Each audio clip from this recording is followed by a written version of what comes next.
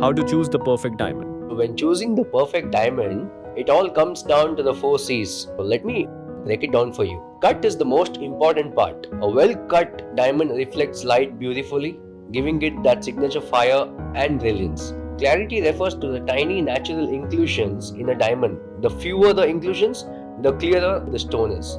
But with the lab grown diamonds, you get exceptional clarity without the high cost. So the color is graded from D to Z. The closer to D, the more colorless and the rare the diamond is. Lab grown diamonds offer stunning color quality. And finally, the carat. This is the weight of the diamond, not the size. It's all about finding the perfect balance between size and quality that fits your style and budget.